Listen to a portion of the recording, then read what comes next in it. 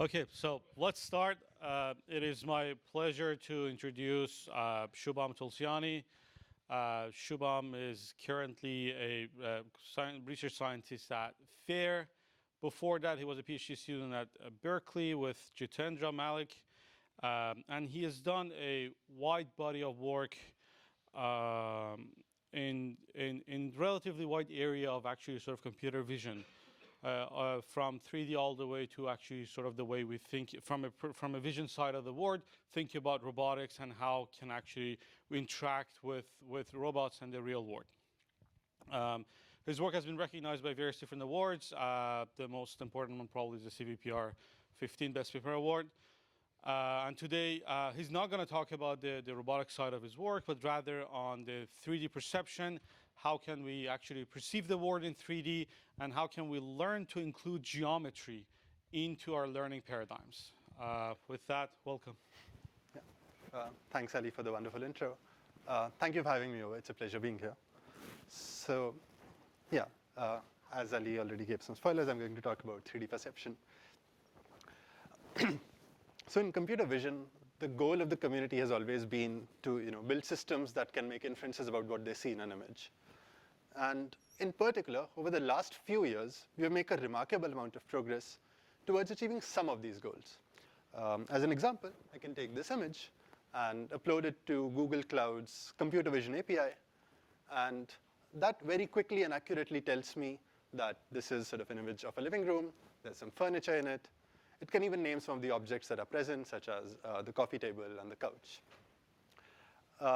The state-of-the-art systems can actually go a step further, and they can look at this image, and they can identify, localize, and find all the objects that are present in the image. But what this pursuit forgets is that an image is just a window to the world behind it. And as an agent or as a robot, you don't really care about the image. You care about the world behind.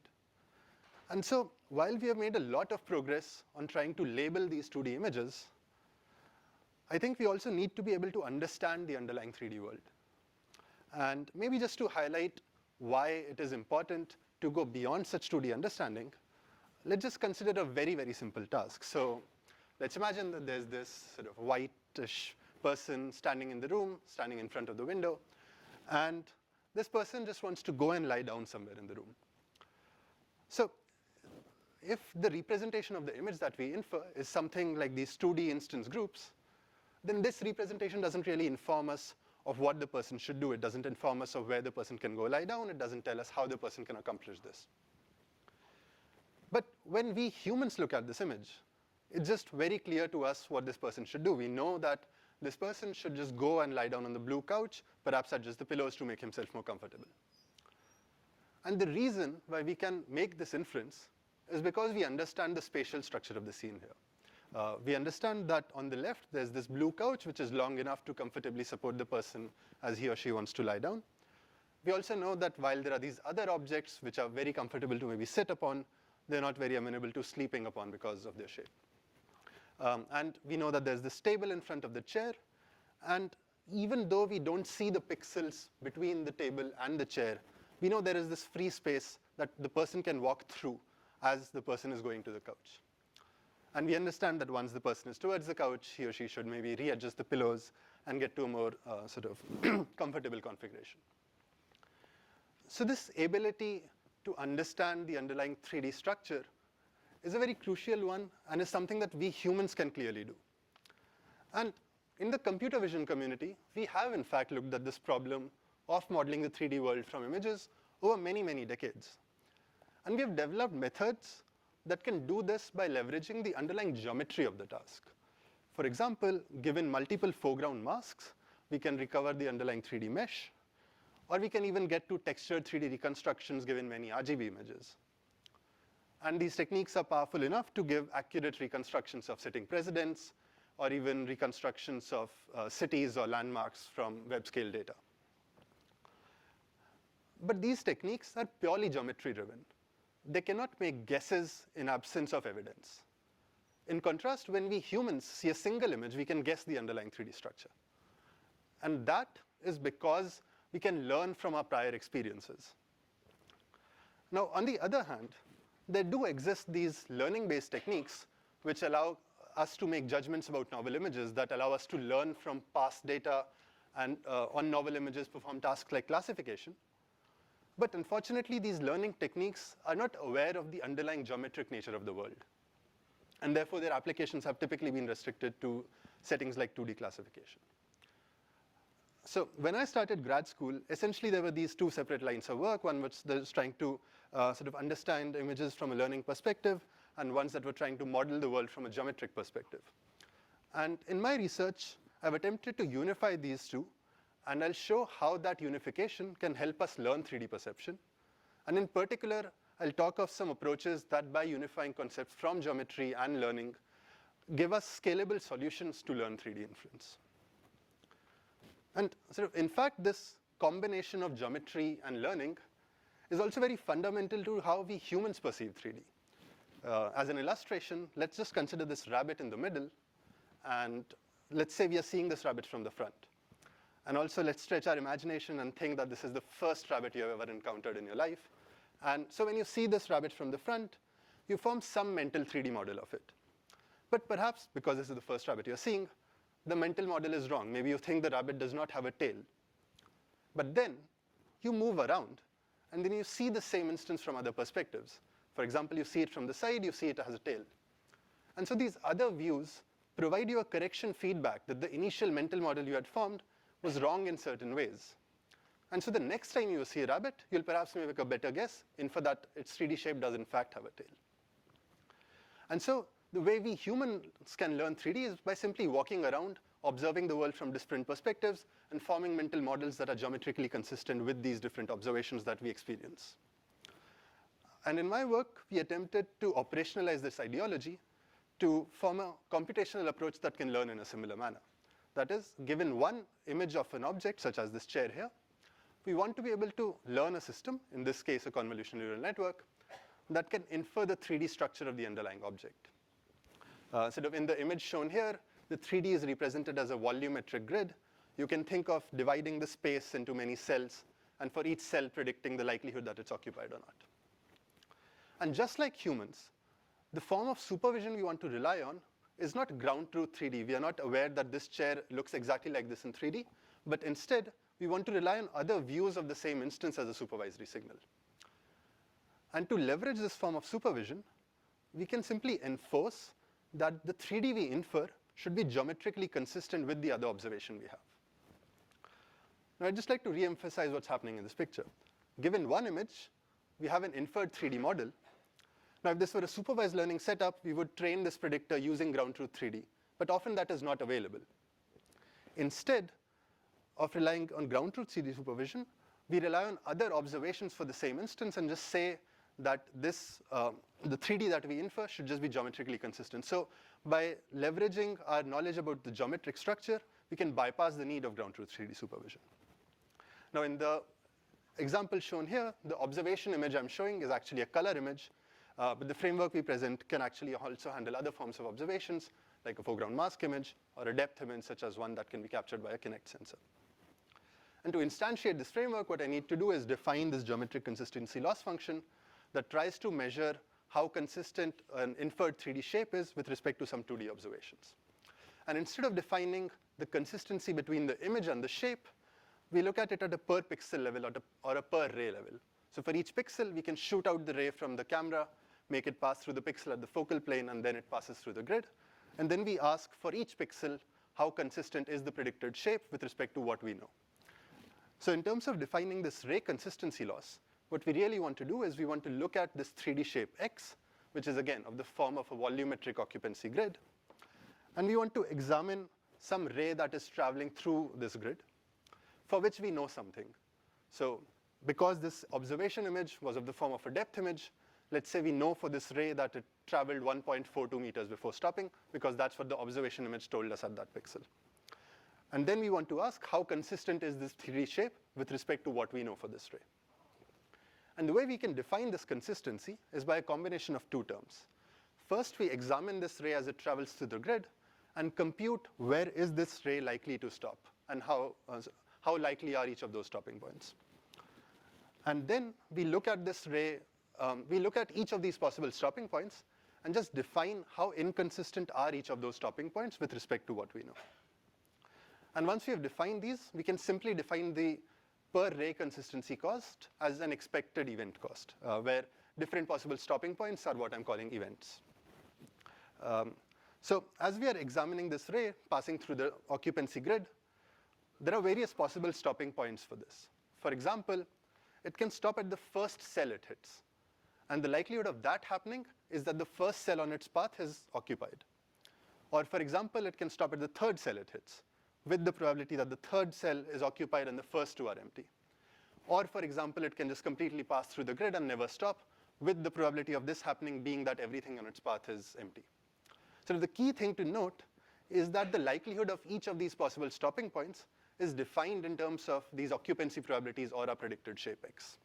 And I'll spare you the formula, but here's just a visualization, where for this ray, under this particular predicted shape, we see that the ray is more likely to stop in the middle, where sort of red indicates a high likelihood of stopping. And so by examining this ray traveling through the grid, we can define these likelihoods of various stopping points. And then we can, again, look at each of these stopping points and ask how bad or how inconsistent they are with respect to what we know. So for this particular example I'd taken, we knew that this ray traveled, let's say, 1.42 meters before stopping. So in that context, we can look at the first event. And then we realize that under this event, the ray stops much earlier than we expected. So we pay a high cost. Or we can look at this other event where this ray stops a bit closer to where we expected it to. So the cost is sort of not as steep. And for some events, the ray perhaps stops very close to where we observed it to stop. And so we pay a low cost. So we can define an event cost, for example, one that measures the difference between the observed stopping point of the ray and the stopping point under event I. And using these, we can define this event cost function, where again, red indicates a high cost. So we pay a high cost for the ray stopping very early or escaping. So by combining these two, we can measure how consistent this predicted shape is with respect to what we know for this ray. Now again, the example that I'd taken here was of the form of a depth image. And we can simply use the same framework to handle other kinds of observations. For example, if we want to use a foreground mask image as an observation, we can simply just define a different event cost function where the event probabilities, that is the likelihood of the ray stopping at various points, remains exactly the same. And in this case, the event cost function, for example, measures that if this pixel were a foreground pixel, then everything where the ray stops somewhere is consistent. And we can similarly handle other forms of observations like color observations, where we need to define one additional thing, which is we also need our network to predict per voxel color, and we can measure the difference between predicted and observed color to define these event costs. But basically, taking a step back, we defined these per pixel or per ray consistency terms, which essentially allowed us to measure the consistency between this inferred 3D shape and this available 2D observations.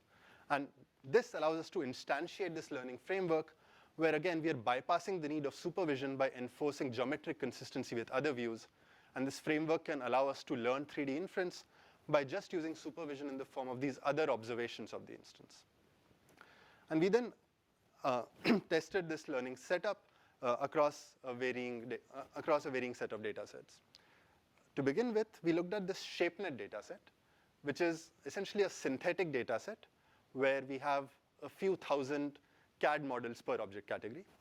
And so we rendered each model from 3 views and used depth and mask from those views as the supervisory signal. So given these input images shown on the left, here is the ground truth 3D shape. And note that we only have ground truth because this is a synthetic data set where such annotation is available. And our approach, which was trained using just foreground masks, just 3 foreground masks per object, gives us this kind of prediction, which is quite accurate in form, except perhaps that we don't capture concavities in chairs. And this is to be expected because if we just look at foreground masks, they don't tell us about concavities. Sort of a hemisphere and a bowl will have the same foreground mask from all views. But if we use depth supervision, then the prediction actually improves, and we do in fact learn about concavities. And on this data set, we can even compare our approach to what happens if we used ground truth 3D supervision, because this is a synthetic data where such supervision is available. And interestingly, we observe that our approach, which uses only this multi-view supervision, performs qualitatively and quantitatively similar to using ground truth 3D supervision if available. So while that's an encouraging result, what our approach really enables is learning 3D inference in real settings where ground truth 3D is not available. And to validate this, we looked at the Pascal VOC dataset, which is a dataset of real images which has a few hundred examples per object category. And we applied our approach to learn 3D inference using this dataset where we do have pose and mask annotations. So again, for these input images, our approach, which relied on mask supervision for these few hundred instances, gave us these form of predictions. And unfortunately, they were not very accurate. In fact, what was the state-of-the-art method at the time would just use lots and lots of synthetic data and with randomized lighting, randomized backgrounds, and this just transfer this model trained on synthetic data to real data. And in fact, that model using just synthetic data outperformed our approach. But we could combine the best of both worlds. We could use this model that has seen a lot of synthetic data and then adapt it to real data by enforcing geometric consistency of the predictions with the available annotations on real data where we don't have ground truth 3D. And we saw that this significantly improved the predictions across all categories compared to using just real or just synthetic data. And we could evaluate it by comparing against pseudo ground truth annotations. The reason I'm calling these pseudo ground truth is because someone just selected 1 out of 4 3D models that best match the image. So it's not really perfect, but it's sort of a reasonable proxy to evaluate against. And so we did that, and the quantitative results on this intersection over union metric again told us that we did get improvements across different classes by using our approach that could leverage the real data by enforcing geometric consistency with the annotations. And then we also just looked at a different setting where the observations were not color, sort of depth or mask images, but instead color images. And we see that we saw that we could learn meaningful 3D inference and also textured reconstruction. But I'll sort of skip the details of that for now. But sort of looking back, what this framework allowed us to do was learn this 3D inference from a single view by using supervision in the form of other 2D observations. But for each of these 2D observations, we needed to know the camera viewpoint. For example, for this particular chair, we needed to know that the image was taken from the front. And so in a follow-up work, we just looked at relaxing even this assumption.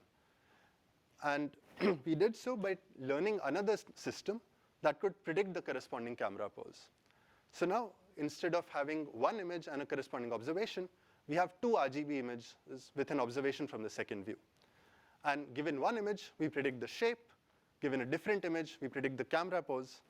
And then we just enforce that the predicted shape, when viewed according to the predicted camera pose, should explain the second observation with the geometric consistency formulation exactly the same as before. So this allowed us to learn both shape and camera pose prediction using just multi-view data. And it allowed us to even go to sort of internet settings where it is difficult for an agent to get exact camera. So we could learn using the data of the following form that people who want to, for example, sell their chairs would naturally upload multiple images of the chair they want to sell. So we could look at some data sets collected from eBay. We could obtain some automatic segmentations using off-the-shelf systems. And just this data allowed us to learn 3D inference of the following form, where again, we don't learn about concavities, but you see that the form of the prediction apart from that is quite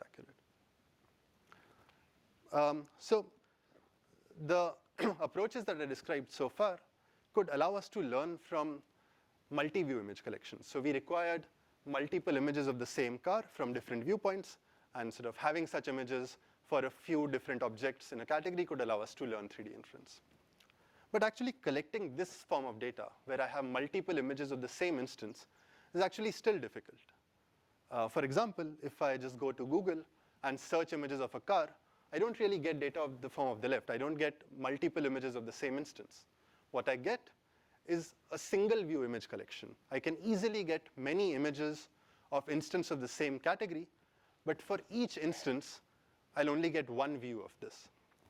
And this form of data of single view image collection is actually easier to collect for rigid categories, But it's also much easier to collect, for example, animate categories.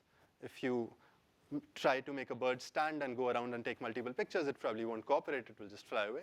So for a lot of object categories, it's far more easier to use single view image collections. And so we wanted to look at whether we can learn 3D inference using data of this form. And we did so by leveraging some amount of annotation.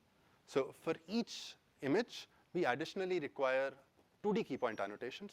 So we assume that for each image, we know where the beak is, where the tail is, where the wing is, etc. And also the approximate foreground mask. And given this annotation, the first thing one might ask is, can we just directly use the approach that we had discussed earlier, which is given one image, we can have an inferred 3D shape with which we can just enforce geometric consistency with the available foreground mask, where in this picture, this camera can actually be computed analytically using the key points that I showed being annotated, but I'll sort of spare you the details on that. But the picture here looks very similar to the one I showed before, with one key difference, that the image from which the shape is inferred and the image with which the consistency is enforced are from the same viewpoint, whereas earlier they were different observations. And the reason why this is not ideal is perhaps best illustrated by this figure from Ted Adelson, where on the XY plane, you can see some image, which is projection of some 3D shape. And this 3D shape can perhaps be a cuboid, or it can be something far more arbitrary. And in fact, there are infinite possible solutions of what can generate this projection that you see. So if we are just enforcing consistency between a 3D inferred and the same viewpoint, we can get possible degenerate solutions. And we need a way to tell these apart. And one possible cue is that across the category of cars, for example, the shapes don't vary arbitrarily. And what I mean by this is if, for example, we look at this particular car and try to think of a 3D shape that explains this particular instance, then that 3D shape cannot be too far off from something that explains all the other views of all the other cars across the data set that you're seeing. So there is some regularity in shapes across different instances. And we can operationalize this insight by taking the image collection and learning a deformable shape space from it. So given this image collection, where for each image we have the annotated mask and a known camera pose, we can learn a deformable shape space, where the way we learn this shape space is through this per instance optimization, where again we are enforcing geometric consistency. So for each instance in the image collection, we enforce that there is some element of the shape space that can reprojectionally explain that view. But because we are constraining this shape space to have very little variation across instances or have linear modes of deformation, we can avoid degenerate solutions when optimizing for the per instance 3D shape. So this allows us to both learn the deformable shape space and infer the 3D for each of these instances. And we get some results of the following kind, where given the image and the annotation on the left, we can infer the corresponding 3D that's overlaid on the right, where sort of red indicates something further from the camera. And we get this across a few categories, such as airplanes, bikes, cars, etc. And while these results were interesting, there was one limitation in the approach, which is that we explicitly need to search over the shape space, explicitly need to optimize over the shape space to find a shape that can best explain the foreground mask observation from the cameras. And this was quite slow, and also required us to exactly know the camera pose and foreground mask at inference time, and that was not ideal. So our next insight was that we could simply relax this optimization and replace it by a prediction network. So given one image, we can now directly learn to infer the corresponding shape, while still constraining that this predicted shape is constrained to be part of a deformable shape space that is still being learned. We have just replaced the optimization process by a prediction process, where we now just predict the deformation parameters. And we can learn this in a similar way by enforcing geometric consistency between the predicted shape when viewed from the camera viewpoint with respect to the available foreground mask. And we could easily also extend this prediction framework to not just predict the shape, but also infer the corresponding texture that gets wrapped onto the shape by simply adding another geometric consistency loss with respect to with the rendered image and the foreground pixels, the RGB values of foreground pixels. So this framework allowed us to directly predict the underlying shape from a single image. For example, given this image of a bird, we can infer the corresponding 3D shape. We can even infer the texture that gets overlaid on this shape, and then visualize it from novel viewpoints. And we see that the predictions are actually quite reasonable. And we can also handle slightly larger deformations. For example, for this bird, which is flying, our predicted shape can capture that, though maybe not as accurately as one would like. And we can also capture some more subtle variations.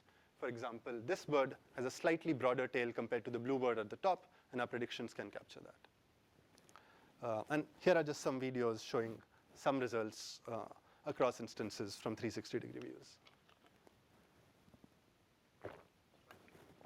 Yeah. In the first work with the chairs, you were using voxel space. What's the sort of space for the 3D here? Yeah, so here it's a mesh-based representation. So you can think of it as something with a fixed topology where you're only optimizing over the vertex positions.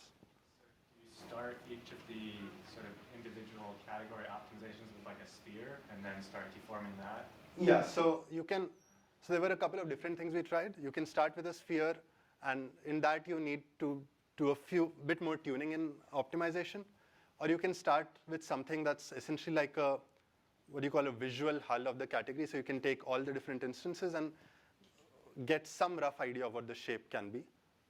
And you can start with something like that. So something very, very coarse, and that gives you a better solution. Yeah. So the techniques that I talked about so far showed us that we can learn 3D inference using this kind of data, right? Using image collections, but relying on some form of annotation.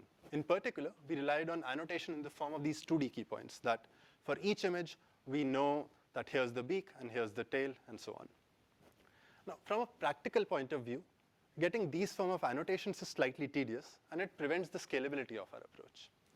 But also from an ecological perspective, requiring this form of supervision is slightly unnatural, because while we humans can easily learn about, let's say, foreground and background separation from things like motion cues, our understanding of these semantic key points, in fact, stems from our understanding of 3D, which is in some sense what we are trying to learn here. So relying on annotations of the form of key points from 3D is not ideal. And what I mean by this can perhaps be illustrated by this example, that if we look at these two birds, the reason why we call both of these pixels as being beak pixels is because we understand the underlying rough shape of birds, and we understand that this particular point on the birds is in fact what's beak, and that these two pixels are in some sense just 2D manifestations of this 3D concept. So we looked at whether we can relax the need of these key points, and whether we could directly just learn these 2D to 3D associations using unannotated image collections by just relying on approximate foreground masks and lots of images of the category. So more concretely, the goal was to learn a mapping from image pixels to corresponding points on the 3D shape. That is, let's say given this particular red pixel, we want to be able to predict the corresponding pixel on the template shape. And the way we formulate this task is that of a per pixel prediction task, where we learn sort of a CNN that can make this per pixel prediction, where just for illustration, similar colors highlight correspondence. And what we predict are not these colors, but in fact sort of what I'd call a UV value. So just very colloquially speaking, we can take any mesh and cut and flatten its surface out onto a 2D space. And so we can construct this mapping, such as phi, that maps sort of a 2D space like a square to the surface of a mesh. So given any 2D parameter in the space, there's a unique point on the surface of a mesh. So that allows us to formulate this prediction task as a per pixel UV prediction. And now recall that we want to learn this per pixel UV prediction task without relying on supervision in the form of key points or some form of 3D, by only using this image collection as a supervisory signal. And our main insight towards doing that is that we are learning this 2D to 3D association, and we enforce that this 2D to 3D association should be geometrically consistent with a 3D to 2D reprojection. And sort of just to explain this in a bit more detail, let's consider this particular bird, for which we have, let's say, some per pixel CSM prediction. And let's say we are highlighting this specific pixel. Now for this pixel, we have a particular predicted UV value. And this UV value under the mapping phi maps to this specific 3D point. And then we just enforce that this 3D point, when reprojected back according to a camera that we'll also learn to predict, should come back to the original location. So we penalize this discrepancy between where this pixel started and where it ended back up as a geometric cycle consistency loss, with the idea that if this reprojection error is high, then perhaps the 2D to 3D mapping we learned was incorrect in some way. And so just this consistency that just this reprojection consistency between the 2D to 3D mappings and the 3D to 2D reprojections allows us to learn these 2D to 3D associations, where in this framework, we also just jointly learn to predict the camera such that this camera is consistent with the mappings that we are learning. Yeah. Suggests that, like, if you have crappier points to begin with, seeing some representation where you had a lot of loss naturally might suggest you should have like an expert look at this example, right? Yes. So, but the thing is that maybe initially when you start the learning process, a lot of them have errors, and sort of maybe that's a very good thing to look at a later stage. Yeah. Yeah. Where in this framework, we also additionally enforce reprojection loss, just like earlier, though in this case with the template shape, so that we can avoid some degenerate solutions. But essentially just this framework where we are enforcing geometric cycle consistency between the inferred 2D, 3D mappings and 3D, 2D reprojections allows us to learn. And just as some sample results on the category of birds, on the left I'm showing the template shape, and on the right are some particular examples of the predicted CSM values across a few different instances. And maybe just to highlight one specific aspect, if we look at the head area of two right-facing birds, we see the predictions among them are quite consistent and also match the corresponding region on the template shape. And we see similar results across other categories like cars or some animal categories like horses and other quadrupeds. Now, when we wanted to evaluate this approach, unfortunately, it was hard to directly evaluate the quality of the 2D to 3D mappings because of lack of existing data. Instead, what we realized is that this mapping can also allow us to compute 2D to 2D correspondence. That is, given predicted mappings for two images such as like these, we can query a particular pixel in, say, a source image, and then find the corresponding pixel in a target image by simply searching for which pixel has the closest CSM value. And so what this allowed us to do is just for evaluation, use some semantic key points. That is, given some source images, we can look at the location of some semantic key points and compute the predicted location in some target images and measure how far off we landed or how accurately we could predict this. And we did this for a couple of categories, and qualitatively you can see the predictions are quite meaningful. For example, if you look at the car on the right, the key point transfers are actually quite accurate except for one, despite the large viewpoint change. And then we quantitatively evaluated this accuracy across a few methods with different supervision. But I'd just like to highlight one result, which is when we compare our approach to alternate approaches that just try to predict 2D to 2D correspondence without leveraging the 3D structure of the task, we see that our approach that sort of benefits from exploiting the geometric nature of the tasks significantly improves over these previous methods, sort of across metrics and across categories. And here are just some visualizations on videos where we ran our approach on a per frame basis without any temporal smoothing and on a per instance basis. And we again see that the predictions are even temporally consistent and are quite consistent with each other and with the template shape.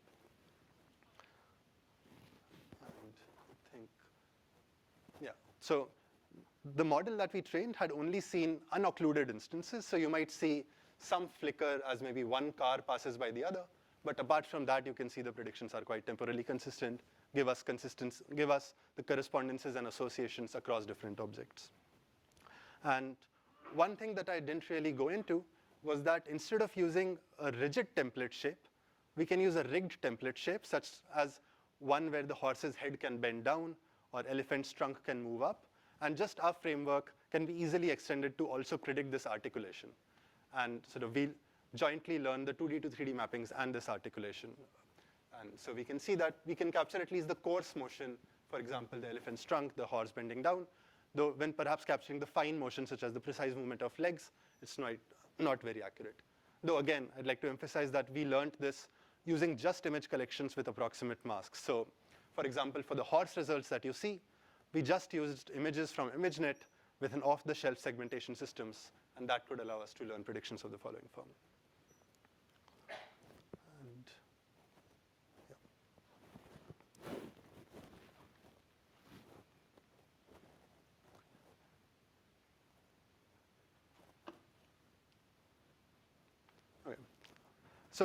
whatever I've described so far essentially tackle this scenario where we are seeing one isolated object and we can infer the underlying 3D structure in some representation, such as a mesh-based representation or a volumetric representation and so on.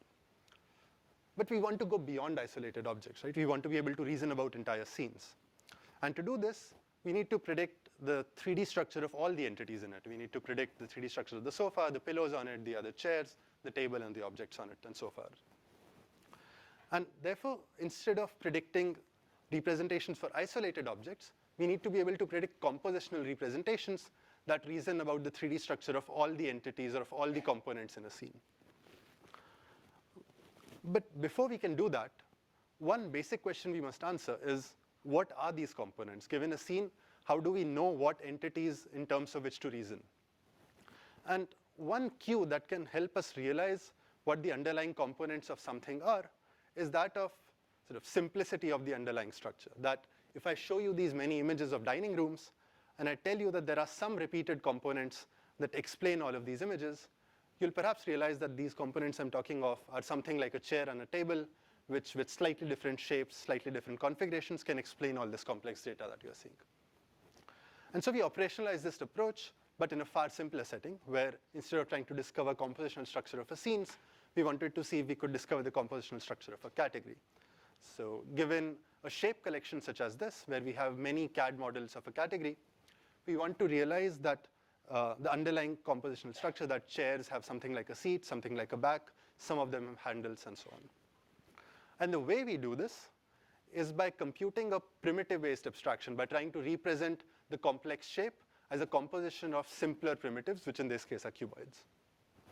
And actually this idea that we should try to represent 3D complex instances in terms of simpler primitives is again a very classical one in computer vision. Actually, perhaps going back to my advisor's advisor, Binford, who sort of represented 3D shapes in terms of generalized cylinders, and there have since been other variants of the idea. But differently from these, what we want to do is not reason about a single instance, but instance reason jointly about the collection of all the instances and get coherent abstraction. So across all these instances, you see that the light blue cuboid always explains this chair seat, the light blue cuboid always explains the chair back, yellow cuboid always explains the chair seat. So we've essentially realized that these entities across different instances are the same thing. And the way we can discover these coherent abstractions is by simply training an autoencoder that tries to explain the input shape using a compositional representation. So given some representation of the shape, such as a volumetric one, but it can be anything else that you can give as input to a learning system, you predict a bottleneck representation in the form of a composition of primitives. And this composition implicitly induces this simple shape, such as the one shown on right. And we simply say that this predicted shape should be as close as possible to the true shape. And just looking into it in a bit more detail, given an input representation, we predict the parameters of sort of 20 cuboids, though in this case I'm just showing 4 for clarity. And for each of these, we predict how big it is, where it is, how it's oriented, and also this last thing called existence probability, which is whether I should even use this cuboid or not. And the last thing allows us to use a variable number of primitives to explain 3D shapes. And given some predicted parameters, that implicitly induces a composed shape. And we then just say that this composed shape should match the true shape as closely as possible, and we do this using a combination of a couple of losses, which I'll skip. But we also enforce this parsimony reward that we should strive for simpler solutions if possible. If it is possible to explain with fewer parts, then we should strive for a solution that does so. And so essentially this framework, which you should think of an autoencoder, which takes in a representation of the shape and tries to predict that shape back again, but with a constrained bottleneck, that this bottleneck is only allowed to use a composition of primitives. So this allows us to learn these shape abstractions without any additional supervision. Just by looking at the shape collection, we see that these coherent abstractions emerge. And the reason why they are coherent is because we have a common model for the entire category collection. Across all animals, we are using a similar model to explain them. So it always ends up using, let's say, the yellow cuboid to explain the body. And so we get results of the following form, that for the chairs, for example, we see that it can handle chairs with some different shapes, chairs with and without handles, and we always see that consistent cuboids explain consistent parts, or that even for animals, even when the head is bending, the cuboids that explain them are consistent. And this then allows us to go back to the original complex structures and sort of discover the underlying parts by relating what point was best explained by each primitive. And so here I just showed that it is possible for us to discover the underlying compositional structure. But one thing I must also answer is, why is it that we want to pursue compositional representations? What's the benefit? What if we just pursue sort of whole non-compositional monolithic representations? And so we just investigated this in a paper where we compared predicting compositional representations to other existing non-compositional ones. For example, given the images on the left, we can try to infer about the 3D structure of the entire scene as a single volumetric grid. But this conflates certain things. Like, I may be aware of the shape of each of these chairs, but I may not be aware of how far they are. And so that will give me a very blurry reconstruction. Or I can predict a per pixel depth, but this, of course, only paints a partial picture. I do not understand that the chair continues behind the table. Whereas our representation, which tries to decompose the surfaces and the different objects, better preserves the shape of all of the objects and gives us a more interpretable representation of the scene, which again, yes? Can you sample from these to generate new configurations of carbon? So we couldn't sample from this. We could just manually sort of manipulate. So this was not a generative model. This was given an image. It was trying to decode that image. So we didn't get a distribution out. But yeah, sorry. But yeah, so for this image, we can sort of construct the underlying surface. We can populate the scene with a couple of predicted chairs, the table, view it from another viewpoint, and even manipulate it to some degree, but manually by pulling out the chair, for example. So just looking back, what I showed you today was that it's possible for us to learn 3D perception by relying on various forms of supervision by incorporating geometry in the loop. That we could rely on multi-view supervision, or even relax the requirement of multiple views to single view by enforcing additional constraints about shape variation, and that we should go towards predicting compositional structure, and towards this, the notions of simplicity of the underlying structure can help us discover what the structure should be. Though maybe taking a step further back, what I showed you today was essentially instantiation of this approach, right? That given some input X, you were trying to learn a system that would predict Y. But the key insight of my work was that we should not really treat this as this generic learning problem. Instead, we should think of this as a very specific learning problem, where we are trying to go from images to the underlying 3D model. And once we formulate this as that, we realize that there is some specific geometric structure that this 3D model should adhere to. We know the laws of Euclid's optics. So given those laws, we know that this 3D model should give us certain predictions, let's say the predicted observations from novel viewpoints. And we could verify these against some things we could measure. And similarly, because this is a very specific 3D model, we understand the structure of the world, we understand how shapes vary, we understand the compositional structure. And we could enforce those biases in the form of the model that we were predicting. And these together could allow us to learn and bypass the need of direct supervision. And yeah. So I think one thing that was exciting to me about this approach was the scalability, that we could learn this 3D inference without having to rely on ground truth 3D. And sort of going forward, I want to push on that and sort of perhaps ambitiously stated, get to a state where we scale this approach to a setting where given any image, we can get at least a coarse representation of everything that we observe in it. And sort of towards this goal, I think there are two more immediate directions that we can easily address. One being that we want to scale our learning approach to get to the 3D reconstruction of all objects. For example, when I started my PhD, we could reconstruct in full 3D very accurately, perhaps just faces, and we were starting out to reconstruct other categories, and we have definitely made a lot of progress since then. But we are still in the at about tens of objects of categories, and we need to scale this to thousands. And I believe my work on learning from image collections can be a stepping stone towards doing so. And second, we need to be able to go beyond isolated objects and also reason about the relations of them among scenes, like the red cup is supported by the plate, and that the other cups are in turn supported by this cup. Yes? Why you're trying to do this with a single image? Because like if you have multiple images, it will make it like way easier. Yeah, so I think, so I'll just repeat the question. The question is why pursue it from a single image? Why not use multiple images?